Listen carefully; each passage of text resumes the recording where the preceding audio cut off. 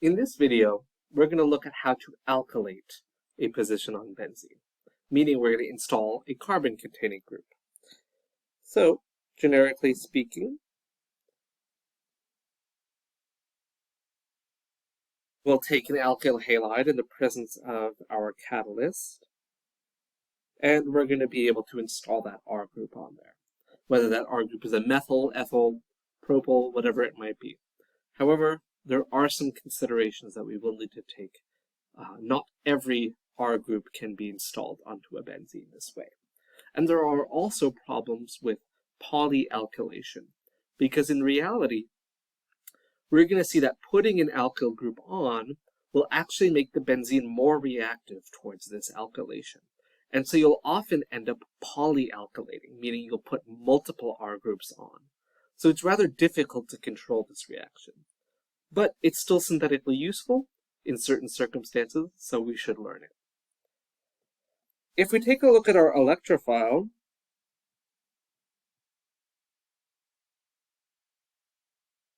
we can see how it's formed.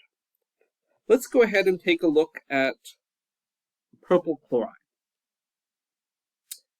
And we're going to go ahead and see that when this encounters a Lewis acid, like aluminum chloride, just like with the naked chlorine or naked bromine, will have that attach itself. In doing so, I really should start these more on the left, shouldn't I? But that's all right.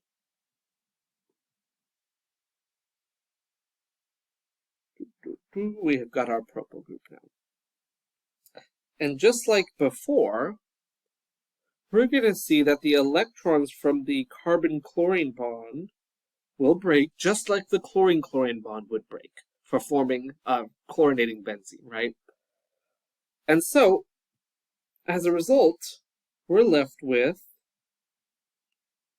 too many carbons. Sorry, we have our carbocation now. And we've got our AlCl4. Here's where the first set of problems comes in. And I'm going to do it in purple. Carbocation, beware. Beware of rearrangements on your electrophile. That's a primary carbocation. There's nothing stabilizing it. So it will try and rearrange. So always beware of rearrangements in this reaction. And as we can see, we are in prime position to do a hydride shift. So that's going to happen. And so you might think, aha, well, I wanted to put this propyl group on, but it's probably not going to happen. Not through this reaction. We're going to see we're going to end up instead with an isopropyl group, because that carbocation will rearrange itself to now be in the secondary position, the most stable one. And so, because the primary one will very, very rapidly rearrange. Rearrangement is so important with carbocations, it happens almost immediately. And so as soon as the electrons between the carbon-chlorine bond break, we end up making our carbocation, which will immediately rearrange. And so now we have our electrophile, although it may be in a position that we might not have predicted before. So now that we have our electrophile, let's go ahead and do our substitution. Electrophile here. So a benzene attacks it. We have, oops, not that double bond.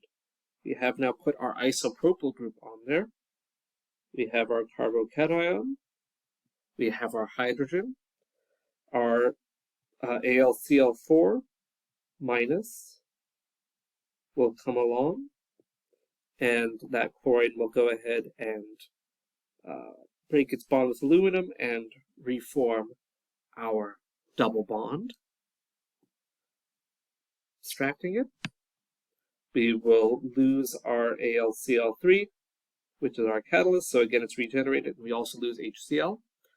But now we have installed an isopropyl group onto our compound. Again, we might have hoped for a propyl group, but in this case, it ends up being isopropyl due to the rearrangement. And so also beware multiple alkylations are very likely.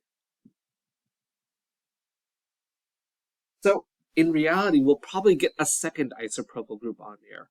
And just due to sterics, the best place we're going to end up putting it is probably opposite of the current one. So we will probably end up with 1,4-diisopropyl benzene as a result of this reaction. By putting propyl chloride with aluminum chloride in our benzene, we end up with probably, most likely, 1,4-diisopropyl benzene. So maybe not what we wanted. So really, synthetically, this is great for things that are already have substituents on them, so that spaces are already blocked off. It's also fairly good for putting on tert-butyl groups, so something really bulky. Again, that's going to help avoid putting too many of them on there, because the bulkier it is, it's going to start kind of crowding away positions. And so sterics will take into effect. That said, there is a better way to put an alkyl group on, and we'll see that in our next reaction.